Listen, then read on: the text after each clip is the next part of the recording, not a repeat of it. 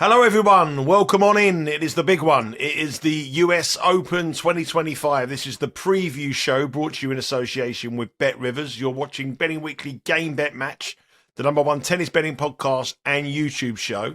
Before I introduce you to our senior ATP Tour handicapper, Sean Calvert, who's definitely getting into the spirit of the US Open with his cap there on and his Star-Spangled Banner everywhere. Yep. I mean, let's have a look at this. Before we introduce you, please hit that subscribe button. That's the most important thing on this show. Obviously, winners are important as well, but the most important thing from us, we can hardly give you the winners, but from all we ask you to do is hit that subscribe button, hit that like, and join us on a journey which is going to take us 2 weeks across America in New York for the US Open. And good morning to you, Sean. How are you? Morning. I'm all right, thank you. Yeah, not bad. I've managed to find this vintage US Open cap from my first visit there, 2008. It's been there'll be people watching the show that aren't even that much older than 17 years ago when I went there, which is a worrying thought. But yeah, I've managed to find this. I might keep this on for the duration of the tournament. I think I'd forgotten I had it. I found it in a cupboard along with some other vintage sporting memorabilia. Perfect. That year was won by Roger Federer. His last year. Beat Andy Murray in the final. Yeah, watched him play against, I think it was Igor Andreev in one of the early rounds there. Yeah, it was my first time. A young Marin Cilic, I think, played against Djokovic. Gilles Muller, I think, made the quarterfinals that year as a qualifier. Oh, happy times. But very long time ago. Let's hope we can have some more happy times over the next 2 weeks on the final Open, the final Masters, sorry, the final major, get in the end, final major of the year. Now, usually the major at the US Open gives its fair share of shocks. Players come into it not in the best of form, struggling with injuries, and this year it's probably been the most injuries I can remember in living memory. Our outright record of players that we've drawn is staggering. Yeah. It's going to be a difficult one as well. But the good thing about it for players is that the weather isn't going to be as hot as it has been in recent. Warm, but not as hot as it has been. Yeah, last year we were there last year, weren't we? It was over 30, and that's in the shade. So if it's anything like 30, 31, 32, 33, I think it was last year.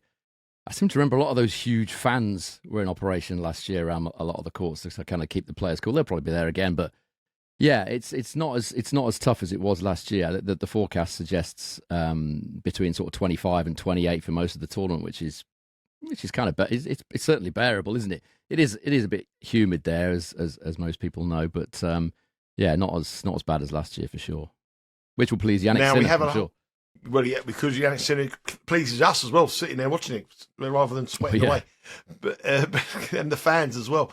I mean, Bet Rivers have got a whole host of markets available. This is the preview show, so tomorrow we'll be looking at the best bets for round one. So tomorrow we have the round one. This one is where we look at the outright market, and obviously with any tournament, we at the outright market, if you've got two dominant players, value in the outright market is quite hard to find. But what we've got quarter winner. For the 4 quarters and the outright market here on this show. But before we delve into the draw, before we go into the bracket, before we look at each quarter and the bets that Sean suggests, let's go through some of the trends here at the US Open. Obviously, okay. Sinner and Alcaraz have won all 3 of the majors so far this year. Between them, they're bidding for a slam between them. Could Sinner win 3? Could Alcaraz win 2? Or could somebody else shock them? What are the trends going into this tournament? Sinner defending champion. Okay, you want me to do the trends first before the conditions, or...? Yes, do the trends and then we'll go into the conditions. Okay, so it's been won, the men's singles, by one of the top 6 seeds every year, bar one, which was when Cilic won it in 2014, since Pete Sampras won it as 17th seed in 2002. So if you're going on the trends, you can count everybody out that's not in the top 6 seeds. 7 of the last 8 winners were priced between 5-4, which is plus 125, and 11-2, which is plus 550.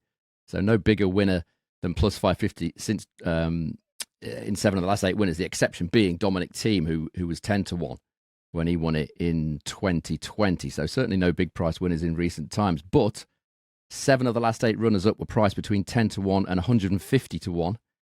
Kevin Anderson was 150-1 shot. Last year, Fritz was 80-1 runner-up. So loads of runners-up at decent prices, which brings in obviously the each way with Bet Rivers. And the only time that the number 1 and 2 seeds have faced each other in a final in the last 9 years was 2021 when Djokovic and Medvedev played each other in the final.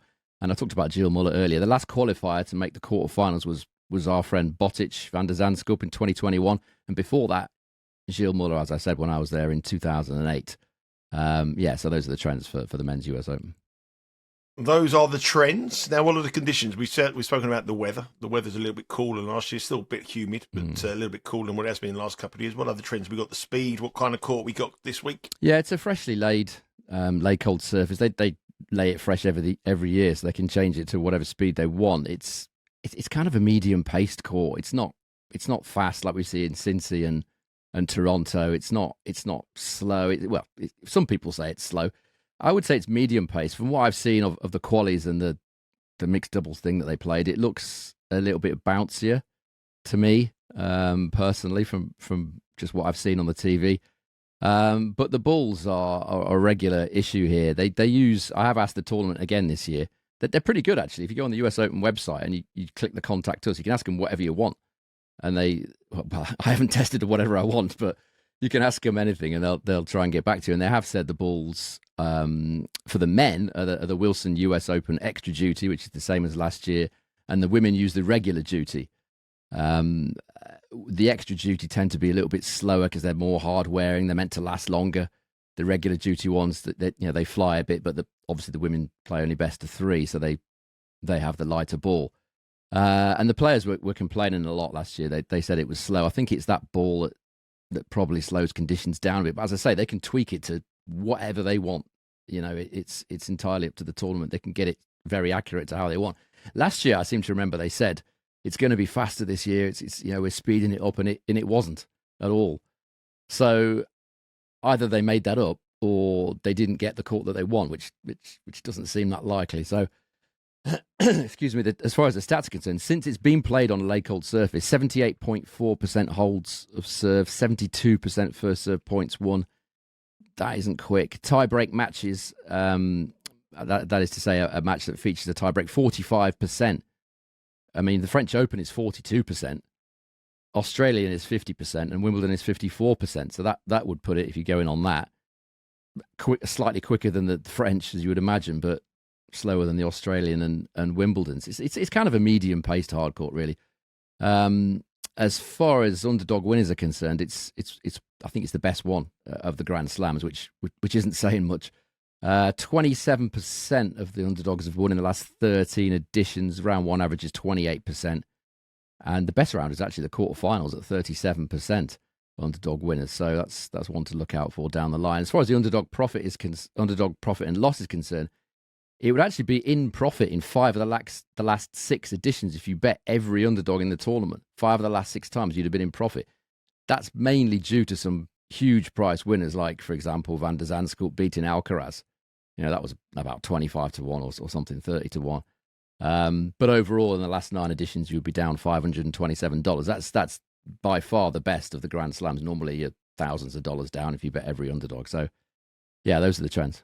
Conditions. Yeah, I mean that sounds about right when you consider like the long seasons they've had in the tournament this year. I mean, I always go in it as with the as a bettor that you can get fancy players beat at the end of the year. Yeah, and as a bookmaker, it's the one tournament where I think you'll be happy to take on the front 2 in the market. I wouldn't want to be taking on Sinner and Alcaraz at Wimbledon and the French Open. I'm not just saying that in hindsight because they both won those tournaments and played out the final, but this is the one tournament that you think you've got a slight chance, as a bettor and as a bookmaker of getting these 2 beat, especially with the circumstance they both come into this week. So yeah, hopefully we'll see about, and the trends are slightly backing up, not so much, but obviously this is the tournament where I'm back in betting the underdogs makes you the most profit out of all the tournaments. So we have the quarters. The draw was made last night. If you saw the draw show, the immediate reaction to the draw show, it was quite funny really, because we were waiting for a big draw ceremony. It never happened. It was literally banged up that all the draw was on the website within 30 seconds. So we had to sort of scramble through that. Taking a bit of more time now to have a look at the draw. And if we look at the draw, if we go to the seedings, we just go to the quarters. So in Q1, Yannick Sinner will probably be playing, well, if it goes to 4, Jack Draper in Q1. Q2, Alexander Zverev will play Alex de Minaur. So that makes up the top half of the draw. The bottom half of the draw, Novak Djokovic will face Ben Shelton, and then Taylor Fritz, and then Ben Shelton will face Carlos Alcaraz. So really looking at that draw, is there an advantage in the top, bottoms? I don't know. I don't think there's much in it either way. What do you think? Anything? Well, they've got to. If you want to get to the final, you've got to beat Alcaraz or Sinner, or hope that somebody else does. That's the bottom line. I wouldn't say years gone by you could kind of pick a way through for certain players, but unless something does happen to Sinner or Alcaraz, then your player's got to beat them, basically, hasn't he? So I wouldn't say there was an advantage in either. I would say Alcaraz's early draw, assuming Opelka doesn't do something miraculous, is pretty good.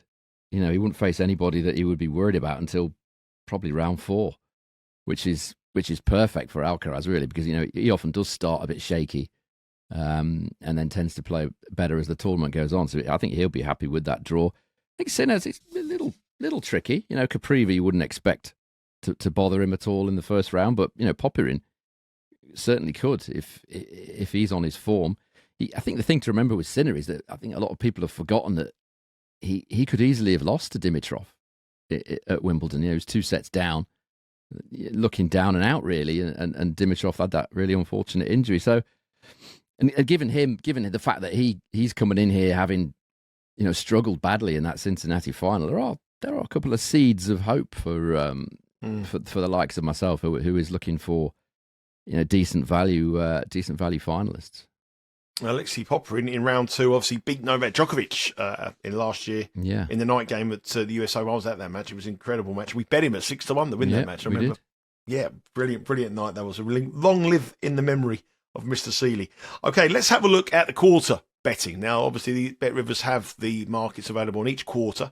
And we said there's a little bit of hope that we can get Jannik Sinner beat along the way. Can we get him beat in the quarter? He's minus $3.33 to win Q1. So it shows you how what an overwhelming favourite he is here to get through to the semi-finals. Bet Rivers have him at that price. So if you risk $333, you're going to win $10 back on your bet. $3,330 will win you $100. So you're not really going to up $100 for $3,300. Sorry, $333 will win you $100. $3,300 will win you $1,000. Got that right in the end.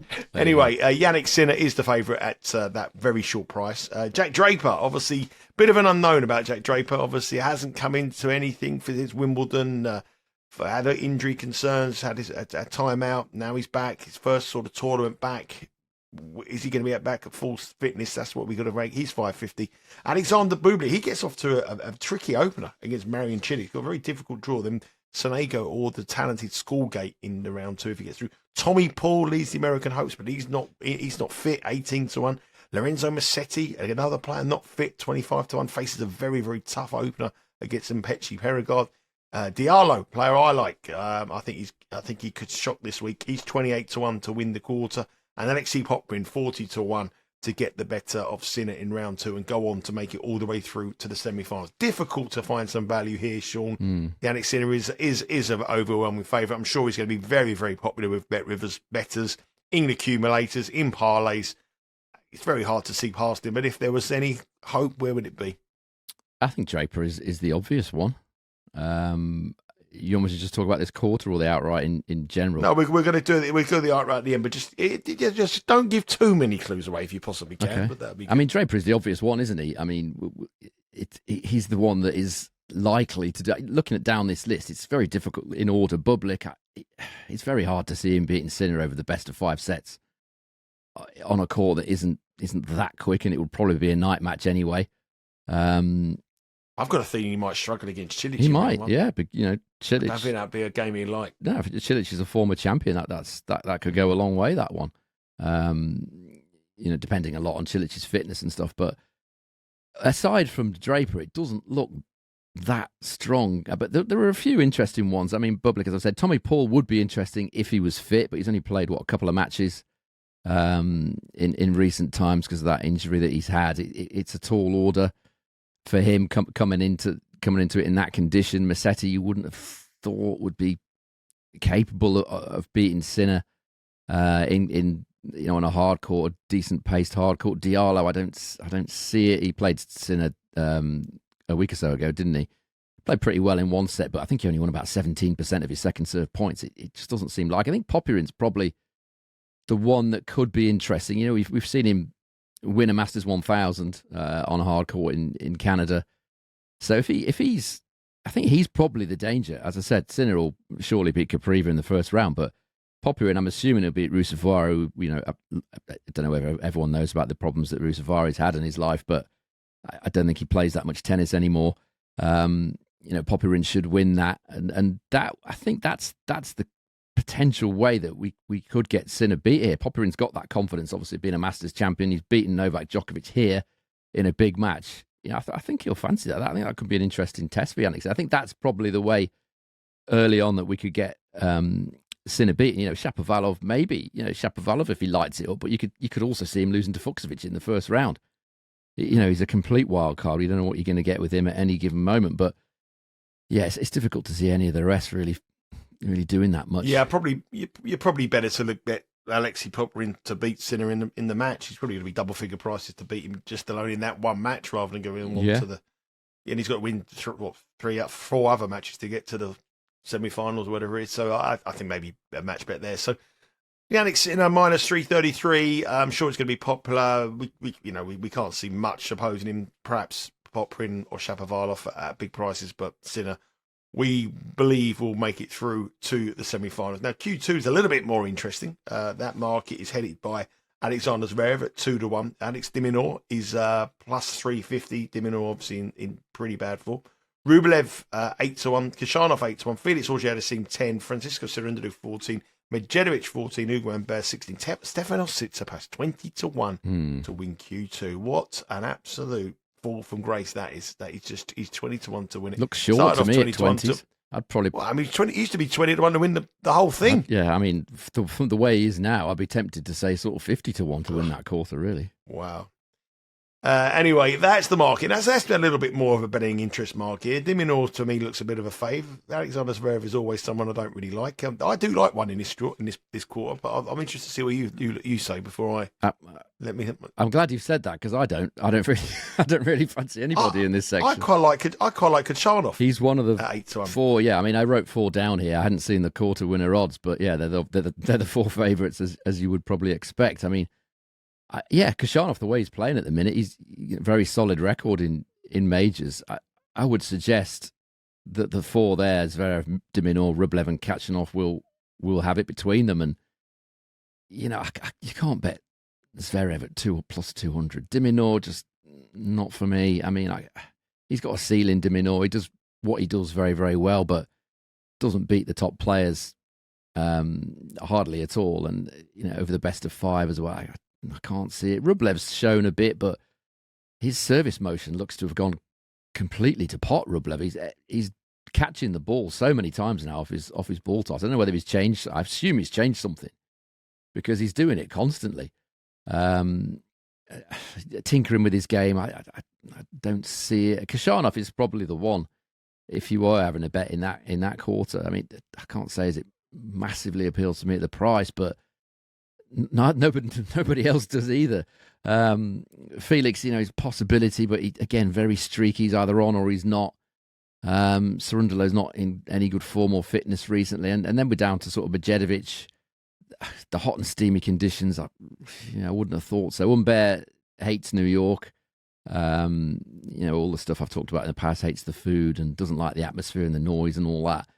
Tsitsipas got a poor record at the US Open anyway.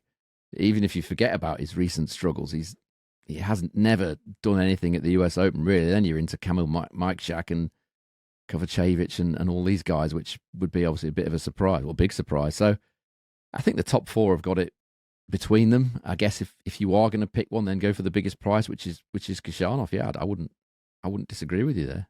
The reason why I quite liked him, I'll tell you why I quite liked him. I mean, his first seed is Cerundolo in round 3, and he's always beat Cerundolo. Yeah. 7-0 his record against Cerundolo. I've seen him play Cerundolo a couple of times in matches where he should never have won, and he's found a way to beat him. Cerundolo's. And then he plays de Minaur, who I think is a big fade this week for obvious reasons, and he's got a winning head-to-head record against him. And then Zverev in a quarter-final, if Zverev gets that far. And I just thought 8-1 compared to 2-1 Zverev, and he's in good form. Kashanov's in good form coming to this tournament. So Yeah, and his record at majors is very, very impressive. So I quite liked him in the Q2. I'm not going to put it up as an official play. I mean, that's your job, but I will back that. I will back that 8-1 Kachanov. I'll have a little bit of interest. Well, you were right about Korda, weren't you? Yeah, I know. I think he's going to win that tournament, you know. Well, I mean, anyway. the four Winston, the guys all left at Winston-Salem, they all fit my trends, by the way. Not a single one of them won a match the previous week, the last guys that are in that tournament. Unfortunately, as I said, the shortlist was about 20 players. So there you go. The trends continue, but unfortunately not for me. Well, let's have a look at Korda and in Q3, because this one here is where all the American attention is going to be. I mean, there is all the top heavy Americans in it. Fritz, TFO, Korda, Mickelson, Nakashima, Lerner, Tien, they're all in there with a chance. And you're obviously the leading contenders in the next quarter, Ben Shelton. But this one here interests me massively as well, because Novak Djokovic at plus 150, I think is just a massive fade. I'm not having Novak Djokovic. I think Novak Djokovic is has a big chance of getting beat in round one against Lerner Tien. I think this is a fade. Taylor Fritz is plus 333, as you can see from the graphic. Holger Rune plus 6-3. Francis TFO always does well and gets the crowd behind, especially in night matches here. He's $9. Fonseca hasn't really lived up to the hype. I've got a ticket on him to win this tournament at 33-1, probably one of my worst bets of the year. Jakob Mensik at 14. Sebastian Korda coming into a bit of form, could win the Winston-Salem event 16-1. Mickelson 22, Nakashima 25, and Thomas Mahak is 25-1 as well. What about Djokovic at plus 150? Sure, now, come on, that's got to be. That's too short, isn't it? Yeah, I mean he's 38 years of age. You know, he's got very little chance for me of winning this tournament because of the circumstances, his age. You know, he keeps picking up injuries, as you would expect when you get to that age. You know, you'll get there soon, Nigel. You know, you probably realise. I wish I could go back to that age with them injuries. That's what I said to producer John this morning. Actually, I said that exact same thing to producer John this morning. It's the injuries at 50. Oh, it's his birthday today, producer John. So yeah, happy birthday, John, and everyone who watches the show will wish you a very happy birthday as well. We've picked up a few spelling mistakes on these graphics, so we forgive him because it's his birthday. Yeah, we'll let him off. Don't get me started on the capital letters and all the rest of it. I'll get pretty OCD about that. Yeah, I mean, he's 38 years, but he's always likely to pick up an injury, isn't he? Like he did at Wimbledon. And he's got tough matches. You know, Tien's going to be tough. You know, the way that Tien plays, John, that's going to be quite a physical match, you feel. And he's got to get through all those matches, and then he's got to beat Alcaraz and then Sinner. And he's like 10-1 to win the tournament. It's a price out of respect, isn't it? It's a price of saying, you know, you've been the best player of the last so many years, and you know we still think you've got something to offer, but and he has, but it's just no, not for me. And he might win this. I honestly shouldn't. Sorry. I mean, he might win this quarter, but you know, you wouldn't bet him at plus 150. I think you'll probably get. Yeah, I just can't see it. He might. He'll probably get to second week. It's what he normally does. But then the accumulation of the sort of little injuries and the little niggles, they start to pile up on him. And he has had some sort of thigh problem, I think, in recent weeks. People were saying so. Yeah, no, not for me. Not for no. We get a lot of criticism on this channel from people who are big Novak Djokovic fans, saying we're always against Novak Djokovic. But if you filmed this show 5 years ago, I know, but if we filmed this show 5 years ago, we would have been telling you everyone Novak Djokovic was the bet. He's the man to beat. He's fantastic. But since we've done this in the last 3 years, Novak Djokovic levels have dropped, and they're dropping each year. So it's not that we're not being negative. We just think it's the wrong price. I do not believe for 1 minute Novak Djokovic is the third favourite to win this tournament. We run the Insider, and you can subscribe to that on bettingweeklystudios.com. And we have a rating system. Off my ratings, which I update each week, Novak Djokovic was the 6th rated, but I had to move him up a little bit to get it in line with the fixed odds. I have Ben Shelton currently ahead of him. I have Zverev currently ahead of him. I have Draper currently ahead of him. And I hope that we could get a situation where one of those players can play him and we can get a bit of plus money about him, because over 5 sets, I just don't think he's got it anymore to beat these guys, these top guys. He can beat he can beat the steady eddies in the world, but Lerner Tien is a difficult ask over 5 sets, and that's the worst possible draw for Djokovic. Yeah, it's not an easy draw for Novak Djokovic. I mean, I suppose the Djokovic fans, if you want to say that, or whatever, will point to his record against, and rightly so, point to his record against Taylor Fritz, which off the top of my head is excellent. If they get that far, then if he does get that far, then he gets in your head, doesn't he? I imagine if he happened to play Taylor Fritz, which he's seeded to do, how does Fritz approach that match? I mean, he's looking at it thinking, I've lost to this guy like 9 times in a row or whatever. Or does he think, right, come on, this guy's 38 now. He's, his legs have gone a little bit. This is my time. I don't know how he's going to approach that, but yeah, I wouldn't be surprised if he was beaten early. I mean, he'll be fresh. Obviously, not played, I don't think, since Wimbledon, but yeah, it's nothing personal. People are thinking, I don't think of things like that. I just talk about what I think is a good price or a bad price. And it just plus 150 for me, just his age. It is. It's a fact. He's 38. It's hot. It's humid. He's gonna. I'd just be surprised. I wouldn't be surprised at all if he got to the second week. I think that does seem quite likely. But to win it, no, not for me. Not at that price. I agree with you in the sense that 10 to 1. It's a price out of respect, isn't it, of what he's done and the level he still can produce on his day. But over best of 5, it's tough. He said it himself as well. Actually, he said, "Look, this is getting really hard now. I've got to beat these guys.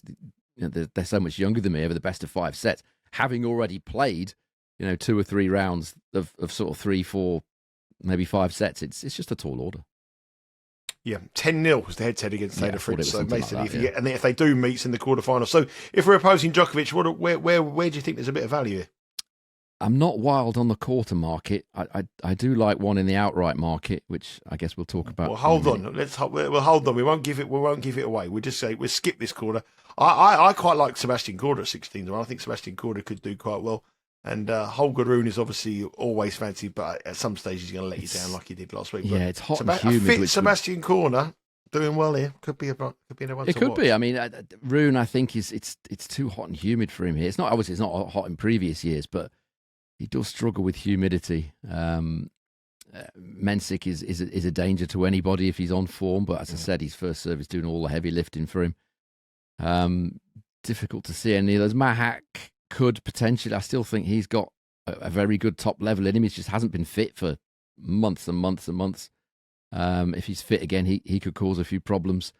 But yeah, the rest I don't see it. Korda's possibility. I mean, if he's it'll be amazing if he comes in having not played since I think the French, wins Winston-Salem and then goes deep in the US. That would be great for him. But it's a big ask on his body and his fitness.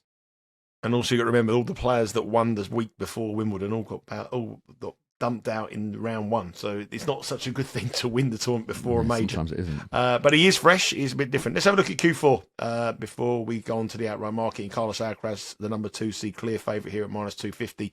Looks like a 2-runner race, actually. Ben Shelton is $5. Medvedev at 10. Can we bet him? He opens up with a repeat of the Wimbledon first round, Bonzi, the match that we have not very happy memories about. I definitely don't. Kasper Ruud 16, Lehechka 16, Davidovich Fokina, very talented player, but always seems to let you down in long matches, 18.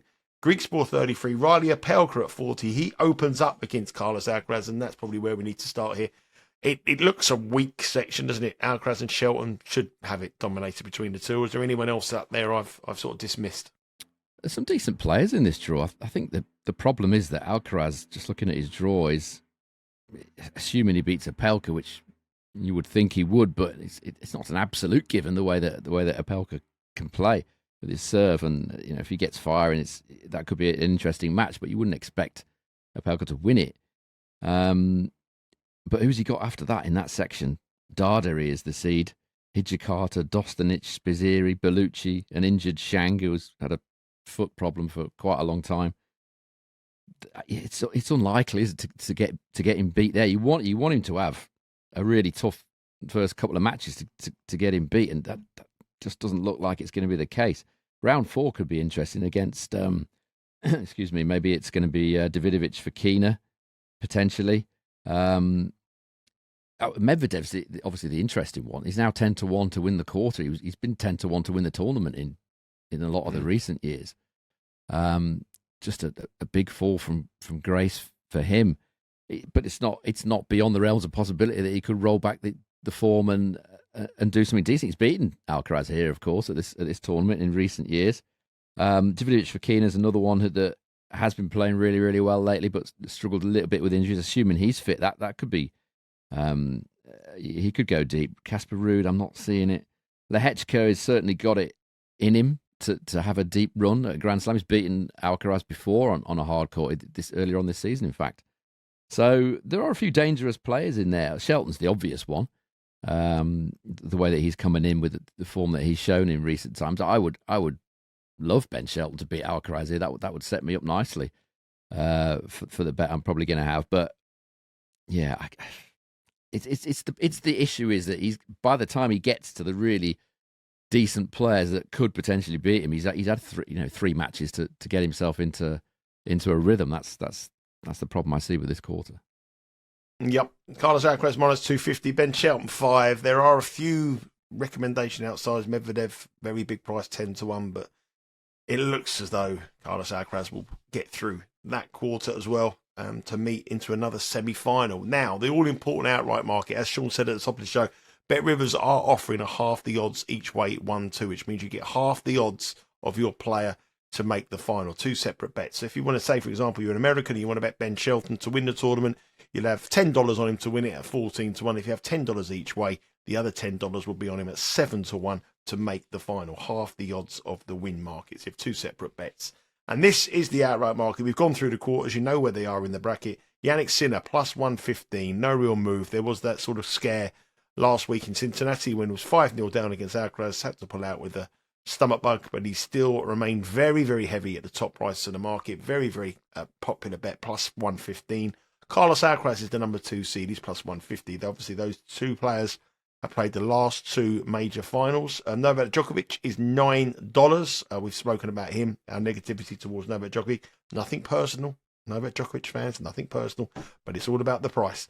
Ben Shelton leading the American hopes at 14. Jack Draper for the Brits at 15. Alexander Zverev 17. Taylor Fritz 20. Beaten finalist last year. Medvedev, former winner here, 30-1. Alex de Minaur 75. Yao Fonseca 80.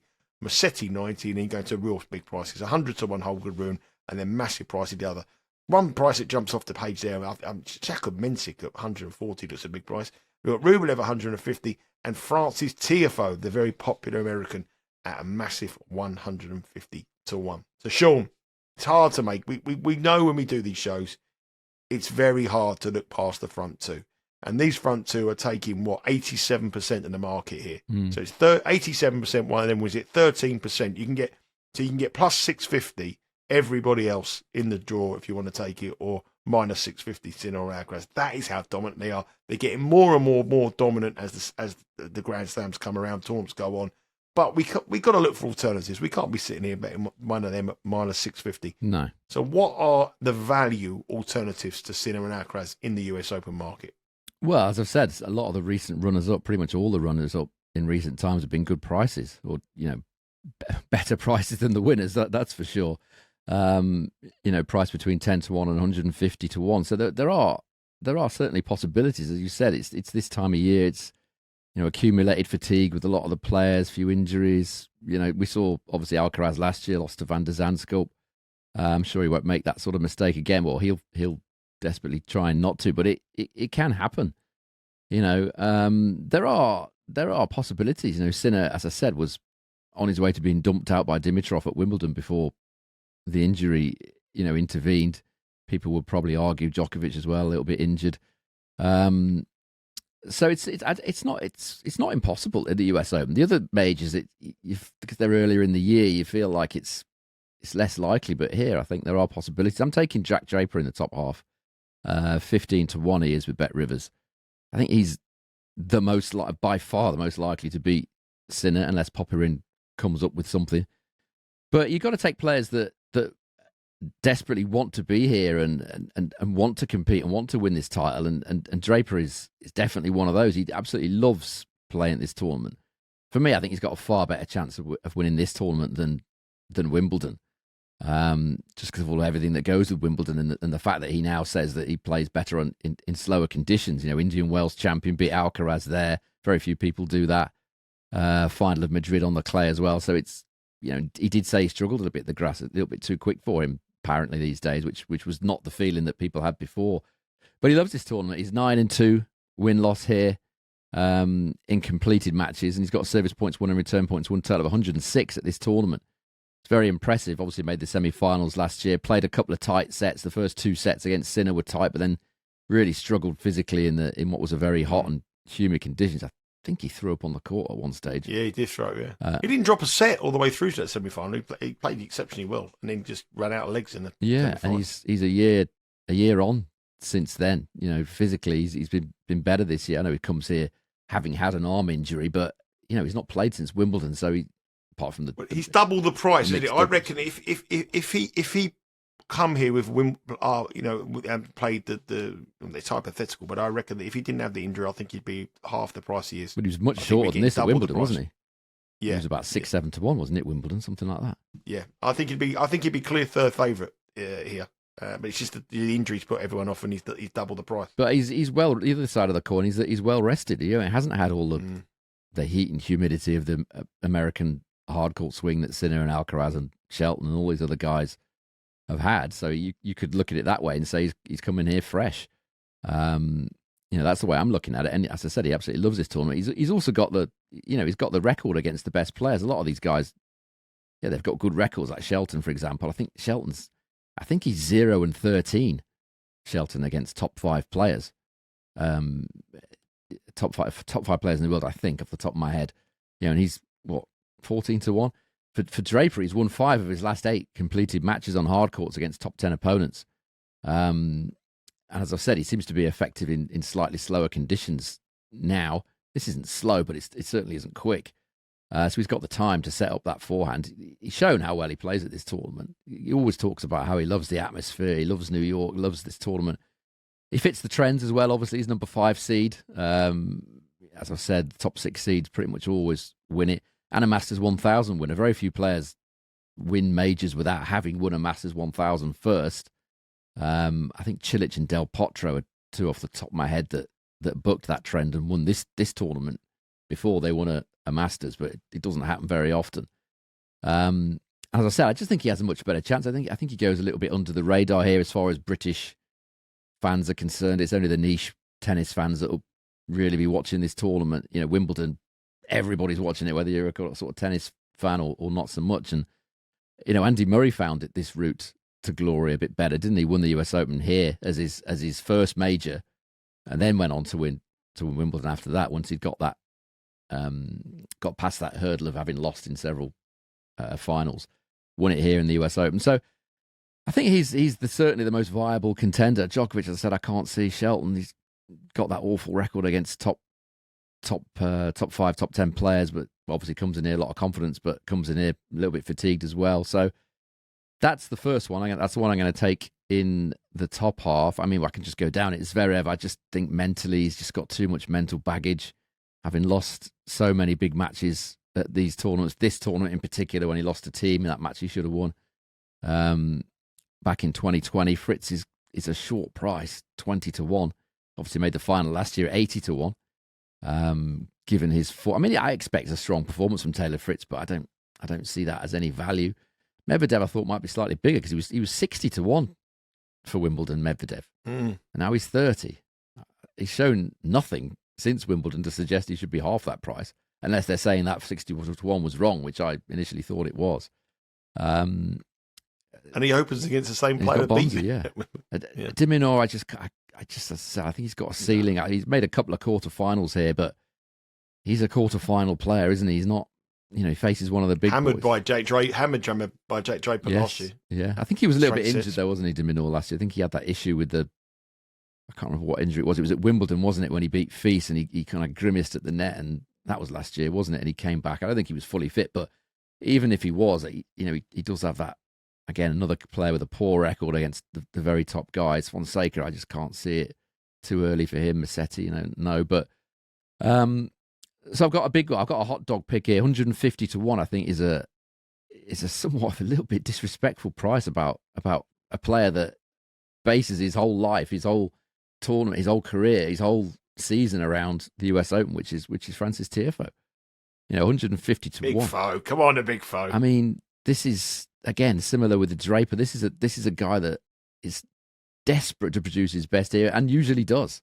regardless of how he's done in the previous weeks and months, which for TFO hasn't been much this year. But again, he came into the French Open, made the quarterfinals there on clay when he wants to, which he doesn't a lot of the time. I think he finds it difficult to get pumped up for a lot of these tournaments. This one he doesn't find difficult to get pumped up for. He's won 14 of his last 17 matches here, TFO, and his only losses in those 17 matches were to Alcaraz, Shelton, and Fritz. People will recall he made the semi-finals last year, lost in a final set of the semi-final, fifth set to Fritz. So he's one set away from making the final last year. And since 2016 at this tournament, he's only lost to players that at some point in their career has been ranked inside the top 6. So he's not losing matches to lower ranked players or even players ranked around his ranking. He's only losing to the best. Most of them, the vast majority, are Grand Slam finalists or Grand Slam winners. Service points won and return points won total here of 103.1, sorry. Fritz is on 104.7, so Fritz isn't that far ahead on his stats here, but Fritz is 20-1 and Tiafoe's 150-1, and these guys contested a fifth set in the semi-finals last year. So I think that's a bit big, TFO.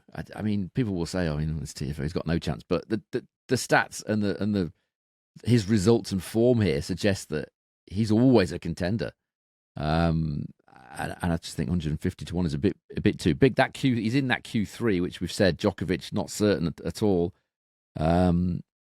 So he could definitely progress from that court, and then I think you'll probably need a bit of luck, maybe get Alcaraz beaten. But when he did play Alcaraz at Wimbledon last summer, he should have beat him, TFO.